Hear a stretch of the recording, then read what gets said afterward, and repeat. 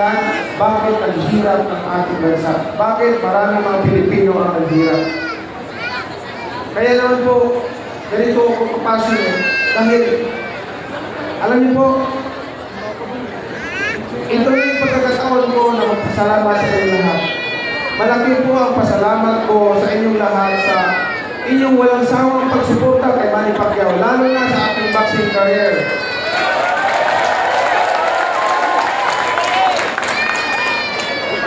Mula nung umpisa ko hanggang sa kasalukuyan, kayo laging nagdarasal na kaisa para may makakadala ng karangalan sa ating bansa. Yung suporta niyo po, yun po ang nagbibigay sa akin ng inspirasyon na ayaw kong matalo, ayaw kong malungkot ang mga Pilipino. Gusto ko laging panalo sa bawat laban ko dahil ayaw kong gusto ko mabigyan ng kasiyahan ng bawat Pilipino. And malaki po ang utang na loob ko sa inyong lahat, kaya sa amon ng aking magkakaya habang ako'y malakas, susuklian ko po yun ang tapat na pagservisyo ng mga sa Panginoon. Kasi po, sa totoo lang, hindi man tayo forever dito sa mundo. Lilipas lang din tayo. Kalagi kong sinasabi ito, dahil marami din sa gobyerno nagnanakaw, nagpapayaman.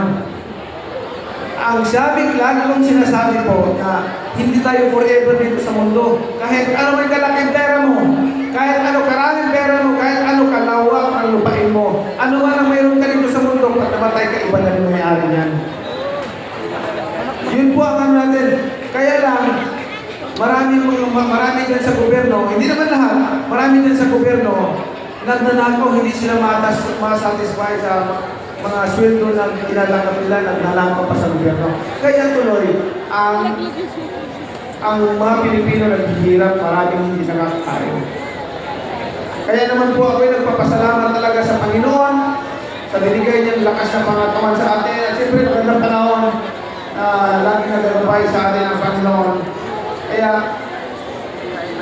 sa Panginoon, inalay ko ang aking buhay at tapat na pagservisyo para sa taong bayan. Bakit po ako ganyan kapasyonet?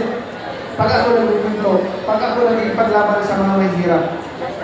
Yung pagigipaglaban ni Ninong Manny Pacquiao sa buong Pilipinas na magbigay ng sariling tahanan, magbigay ng susinahulad yun, tuloy po yun.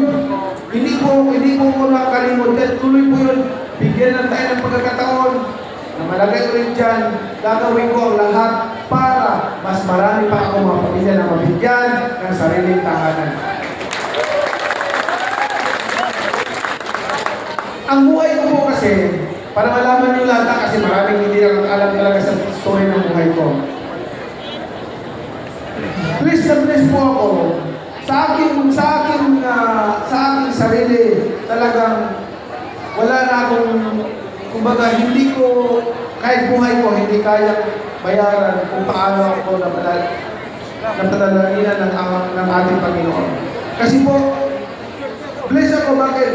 Kasi, ang isang bata na natutulong sa kalye, ang isang bata na minsan magkain, minsan hindi, nandito sa harapan niyo nagsasalita. Hindi lamang po dito sa Pilipinas nakilala, sa buong mundo nakilala. Samantalang, saan ka galing? Where I came from? At, alam niyo po, ang buhay ko nung araw, natutulog po ako ngayon sa kanya. Para malaman nila po yun, hindi nakakaalam. Si Manny Pacquiao, natutulog po kami sa gilid sa kanya. Ang sapin ko, karton lang, karton. Pag nagigising ako pag maraming dumadaan mga sasakyan. Yun po, naranasan ko yun. Kaya gano'n na lang po ako, kapassionate, na nagkikipaglaban para sa mga mahirap na tao. At yung nangyari sa buhay ko na yun, kahit man ano kalaking pera, mahawakan ko, ano man tulakot na tagumpay ang makakumpes ko sa buhay, hindi mawala sa isipan ko, sa puso ko yung karanasan ko na pagiging mahirap.